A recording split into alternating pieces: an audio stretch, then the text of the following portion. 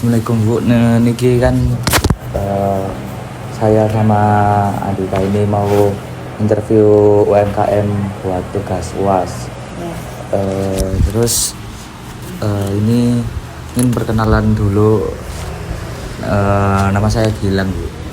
Nama saya Andika. Oke. Nama saya Ibu Indah. Bu Indah. Oke. Mungkin usaha Ibu ini mungkin ada nama khususnya atau apa Bu? Mungkin ada Kalau nama nama tersendiri? khusus nggak ada. Oh enggak ada. Soalnya kan ini cuman ya apa ya, cuman usaha Usaha sampingan. sampingan gitu. Mungkin ada beberapa pertanyaan Ibu. Mungkin langsung saja untuk yang pertama. Oh ya, sebelumnya kalau boleh tahu apa saja di usaha ini tuh ada apa saja Bu? Ada cat label sama OPP. OPP itu ngepak di plastik. Oh, ngepak di plastik nih. Ya. Tapi Iya. belum finishing. Oh, belum finishing. Belum finishing. Ngasih apa kardusnya dari pihak Pabrik. pabriknya. Berarti itu cuma masukkan sarungnya ke dalam plastik gitu aja? Ya, ada aksesorisnya juga berupa handtag sama pita, stikernya juga ada stiker motif sama stiker apa itu namanya sarungnya itu sarung atlas, sarung PAS gitu. Iya. Kalau boleh tahu ini usaha ini udah berapa tahun Bu? Kurang lebih 8 sampai 9. 8 sampai 9 Iya. tahun.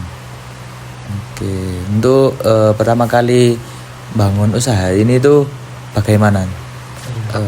Latar belakangnya itu kepikiran apa dari Ibu? Bisa sampai sejauh ini.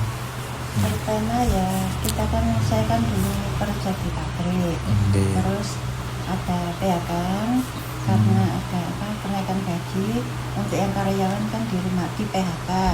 Jadi saya kan juga mempunyai kemampuan untuk jahit. Terus kebetulan dulu pertama nggak jahit label, jahit sambung, tapi dulu terus datangnya dari arah Pandaan. Sekarang ini kan dari Gresik sini. Terus dulu itu ada teman saya mau ngasih apa ya Tawaran. mau ngerjakan cat label ya cat sambung. Terus saya coba akhirnya dari sana kok bagus, suka dengan kerja saya, dengan kualitasnya. Di sana kan yang dibutuhkan kualitasnya. Soalnya sarung ini kan sarung bermerek. Kita memprioritaskan untuk kualitasnya. Oke. Kalau boleh tahu karyawan yang ada di sini tuh Ada berapa? ada berapa gitu? Ini kan dibagi-bagi setiap orang ya, ada tugasnya masing-masing.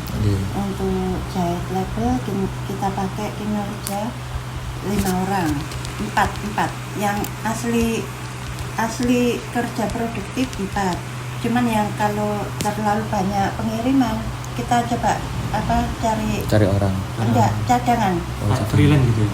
Enggak, bukan freelance, cuman orang itu sudah bisa jahit, cuman di bagian pita. Iya, aksesoris pita. Jadi untuk yang jahit label kita pakai 4, kalau cadangan 1. Untuk yang jahit pita kita pakai 3 orang. Terus untuk yang bagian OPP masang handtag ini kita pakai 8 orang. Jahit apa tadi Bu? Jahit label, Oke. Terus habis jahit pita, terus OPP. OPP. OPP. OPP itu yang packing itu ya? Iya. 8 orang. Iya, yang packing 8 orang, pita 3 orang, aksesoris. Untuk yang jahit label ada 4 orang. Oke. Untuk setiap hari itu pengirimannya berapa?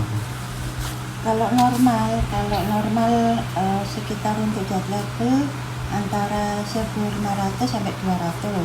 Untuk jahit pita kita biasa pakai 4.000 piece. Untuk jahit OPP kalau normal ya, kita bicara normal ada 1.500 sampai 2.000. Kalau tergantung dari sananya, kalau permintaannya banyak bisa mungkin lebih dari itu. Kemungkinan maksimal untuk jet label kalau rame ya, kita kan kadang pabrik sepi juga pengiriman juga berkurang. Kalau rame pengiriman kita tambah lagi. Kalau rame untuk jet label kita biasa pakai 2.500 sampai 3.000. Untuk jahit OPP. Kalau Vita walaupun rame enggak tetap 4.000. 4.000. Ya, aksesoris Vita itu.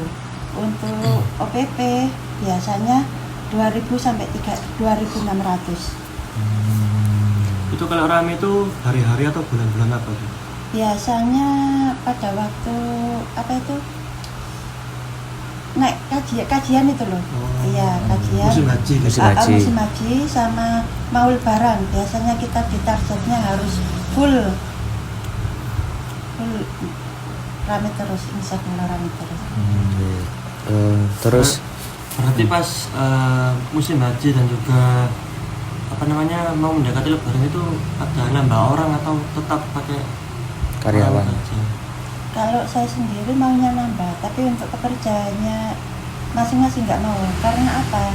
Karena orangnya itu kalau otomatis nambah orang kan otomatis kan dibagi-bagi. Jadi untuk masalah gajian tetap kan berkurang. Jadi kan nggak mau. Jadi dimaksimalkan untuk kerjanya saja. Mungkin waktu awal-awal mencari orang itu bagaimana Ibu memastikan setiap karyawan itu memahami standar kualitasnya, Bu? Kita cari orang yang pertama kita harus cari orang nomor 1 harus jujur. Jujur, yang penting kita jujur. Untuk masalah kemampuan setiap orang kan pasti bisa, tapi untuk kejujuran itu dimiliki setiap individu masing-masing. Jadi saya cari orang itu nggak asal bisa jahit, nggak asal bisa masang ini, nggak. Semua orang pasti bisa, tapi untuk kejujuran pasti nggak kan. Jadi kita lihat dulu kriterianya, orang ini bisa bertanggung jawab atau enggak, orang ini bisa untuk jujur. Soalnya kan ini kan untuk barang pengiriman kita hitung, terus untuk barang yang kita akan kirim ke pabrik dihitung dari pihak sana, terus untuk masuk ke pabrik dihitung lagi dari security. Jadi untuk namanya juga orang kan ada yang mau ya kita jangan sampai lah untuk arpa gitu. Jadi kita harus yang penting nomor 1 itu jujur. Jadi ini selalu dihitung ulang. Untuk dari gudangnya juga dihitung lagi. Jadi nggak 1 kali 2 kali dihitung terus. Soalnya kan yang sarungnya sarung berkualitas, sarung bermerek juga. Harganya pun di atas rata-rata. Gitu. Terus waktu pertama kali nyari karyawan itu ada pelatihannya? Ada. Ya, kita coba. Berapa minggu atau hari? Ya, seperti saya katakan tadi, setiap orang kan pasti bisa. Ya, nggak perlu sampai minggu enggak. Cuman 3 hari 2 hari sudah bisa. Cuman nggak bisa maksimal. Namanya juga belajar kan mungkin ya dari sedikit. Nanti seiring berjalannya waktu. Kita cross check hasilnya sudah memenuhi standar apa enggak. Yang penting kan ini kualitasnya diutamakan, diprioritaskan untuk kualitas jahitan, kualitas kerapian juga. Kerusakan kan nggak boleh juga, kotor juga nggak boleh. Terus apa ada tuh kayak penghargaan khusus untuk karyawan yang kerjanya itu cukup bagus gitu? Kita nggak ada penghargaan, cuman untuk setiap mau hari raya kita kasih istilah THR kecil-kecilan gitu. THR. Ya, setiap orang. Kadang-kadang juga kita kalau kajian kita makan-makan gitu. Makan-makan bersama gitu. Apakah ada evaluasi bulanan atau evaluasi mingguan atau nggak ada evaluasi buat kinerja dari karyawannya, Bu? Nggak ada, soalnya kan rata-rata kan untuk jahit label kan sudah memahami untuk kualitas dan juga cara kerjanya ini yang nggak boleh, ini yang boleh, kan sudah tahu. Jadi gimana ya, kita cuman setiap hari cuman mengingatkan di grup penjahit atau di grup OPP masing-masing, kita nggak henti-hentinya untuk mengingatkan selalu kalau kualitas tetap Nomor dijaga, satu. barangnya nggak boleh rusak, nggak boleh kotor, tetap saya ingatkan terus itu. Terus apakah dari pihak pabriknya itu pernah memberi kritik ataupun saran terkait pekerjaan ibu itu? Kalau salah pasti kita ditegur, ya kan. Iya. Untuk kadang soalnya kan ini kan diprioritaskan kualitas. Jadi walaupun jahitan keliru satu langkah pun ada yang loncat, maksudnya jahitan rusak, kita pasti ditegur, pasti. Kadang ada kerusakan satu lubang, satu jarum itu loh, sudah tahu di sana. Jadi pasti kita ditegur, makanya kita kan ikut orang sudah berapa tahun. Jadi gimana caranya orang itu suka untuk cara kerja kita, jadi kita harus gimana ya, harus benar-benar gimana caranya orang itu percaya sama kita ya, kita jaga agar tidak terjadi komplain atau kita tidak tegur berkali-kali. Kalau tegur sering kali kan nanti untuk pengirim kan dikurangi gitu. Jadi kita harus memaksimalkan untuk jadi kualitasnya diprioritaskan. Kalau komplain dari pabrik itu apakah dikembalikan atau sekedar komplain saja, Bu? Biasanya komplain aja, tergantung. Untuk yang ribet, takutnya apa? Kalau dikembalikan, barang itu kan kalau ditetel itu kan habis netel nanti lebih apa ya? Kalau nggak hati-hati netelnya, yang soalnya di pabrik kan ada yang orang yang spesial netel, jadi nggak sembarangan. Jadi untuk netel jahitan itu ada orangnya. Lah kita kan cuma netel 1-2 kan yes, biasa. Kalau terlalu banyak takutnya rusak. Jadi biasanya kita selalu ditegur sama untuk dijaga kualitasnya itu. Terus apakah ada struktur organisasinya, Bu? Kayak ada penanggung jawab tadi, jahit mebel, jahit pita, jahit OPP-nya tuh ada penanggung jawab atau koordinasi ibu yang menghandle semua? Iya, menghandle semua. Saya semua nggak ada. Oh. Jadi untuk jet label OPP atau Pita. kerusakan pita semua saya handle semua. Oh, berarti strukturnya itu dari atas sendiri ibu terus? Iya. Semuanya karyawan biasa gitu. Jadi kita saling mempercayai, makanya dari itu setiap hari kita sekali-sekali untuk mengingatkan. Jadi apa itu untuk penjahitnya itu sudah paham. Jadi gimana caranya untuk kita sendiri agar dipercaya orang. Soalnya kan sekali ada kesalahan pasti sudah dikurangi. Di sana kan sistem pabrik kan berkuasa istilahnya. Iya. Kalau kita kasih kerjaan salah terus ya cari orang lain kan pabrik. Jadi Iya. kita harus dimaksimalkan gimana caranya orang itu suka sama tim kerja saya dan memuaskan hasilnya.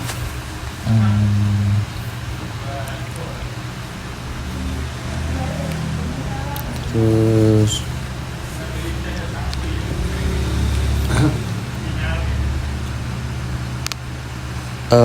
apakah ada pesaingnya, Ibu? Ada.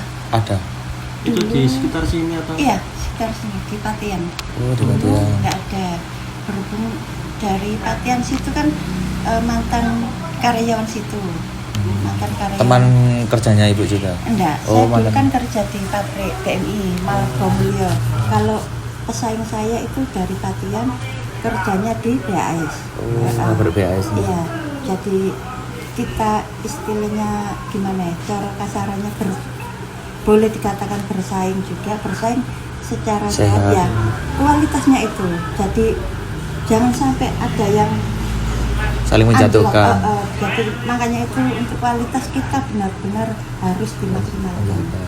Tapi untuk pengiriman itu dari ibu sendiri sama apa tadi namanya? Pesaing. Pesaingnya itu banyak yang mana? Untuk masalah pengiriman, kalau satu bersih sini maksimal pengiriman itu paling banyak untuk di daerah saya ini. Saya, iya. paling banyak di sini. Ada banyak kok. Di sini tuh ada saya, yang paling banyak memang saya.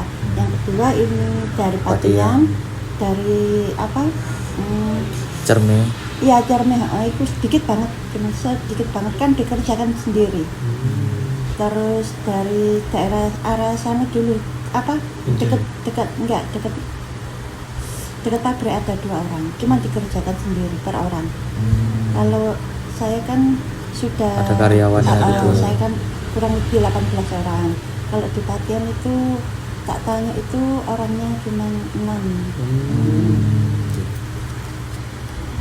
Jadi ini pekerjaannya ibu itu cewek cowok apa cewek semua? Cewek semua. Cewek semua. Soalnya kan biasanya cowok itu gak telaten, gak lihat-lihat. Maunya yang serek kurang telaten lah. Ini kan butuh ketelatenan, kesabaran juga. Untuk usianya itu rata-rata di usia berapa, Bu?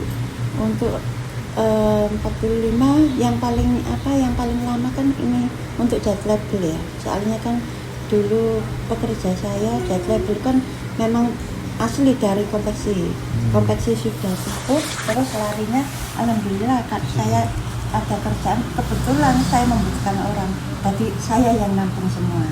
Ya, tadi dari PHK konveksi itu langsung lari ke saya. Itu usianya kurang lebih antara 45-48. Tapi untuk keahliannya jangan diragukan.